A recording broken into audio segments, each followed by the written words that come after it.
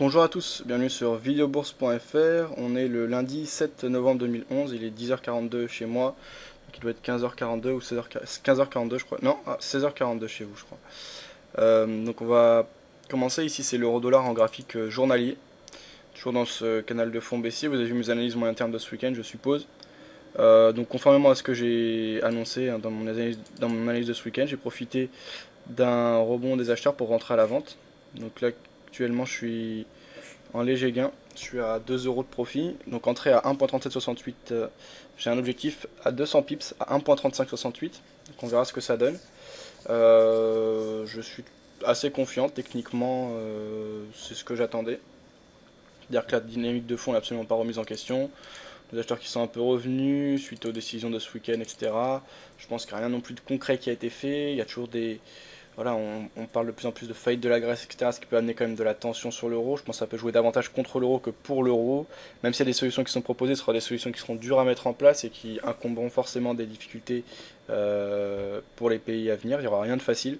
Donc fondamentalement pour moi c'est ce que je pense, après je peux me tromper parce que je suis pas spécialisé dans les fondamentales.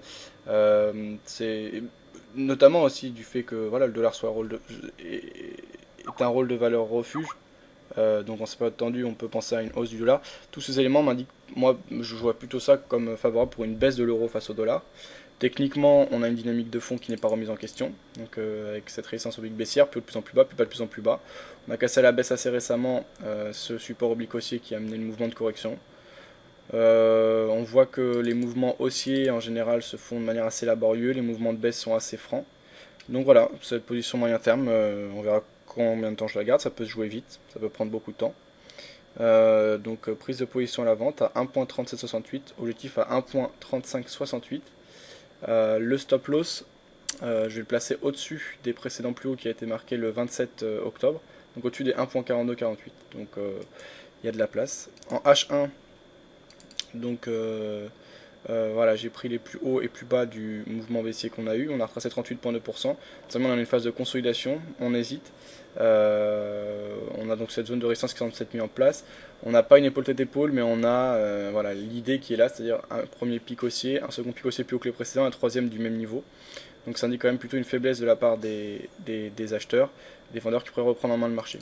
Donc ben, on va laisser courir ça. Là, on a eu un bon mouvement haussier. Derrière, on a des vendeurs qui reprennent en main le marché à très court terme, donc en 15 minutes. J'avais tracé ce canal de correction, consolidation-correction, en fin de semaine dernière. Désormais, on revient un peu, il est à remettre en question, hein, parce qu'on voit le support a été légèrement franchi, mais il n'a pas été cassé. Donc voilà, je peux prendre en compte ces nouveaux plus bas.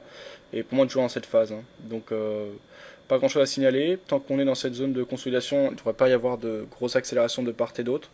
Il va se passer des choses cette semaine, il s'en passe tous les jours en ce moment, avec la situation grecque, les choses qui se dénouent là en ce moment, donc les décisions qui doivent être prises, l'Italie, etc. Donc ça peut bouger très vite. Tant qu'on est dans cette zone de consolidation, à mon avis, il y aura des gros mouvements, mais ça restera des mouvements qui seront repris derrière avec des rebonds, comme on l'a en fait depuis le 1er novembre. Hein. Donc on a des accélérations, etc. Si on casse à la hausse ou à la baisse, je privilégie la baisse, hein, et j'espère la baisse, puisque c'est pour ça que je me suis orienté à la vente, on pourrait rentrer dans des phases d'accélération comme on l'avait eu à la fin du mois d'octobre. Donc surveiller les cassures des zones de support et de résistance, que ce soit horizontaux. Donc horizontaux, pour moi, je repérais les 1.3604 et à la hausse 1.3868, et oblique, donc les lignes tracées en noir sur mon graphe. Ce sera plus valable du côté du support que de la résistance. Hein. Donc au niveau de la résistance, vraiment prendre en compte les précédents plus hauts, donc les 1.3868. Voilà ce que je pense. Si vous avez des avis différents, n'hésitez pas à l'indiquer. Vous avez le chat, le forum, etc. A bientôt sur videobourse.fr.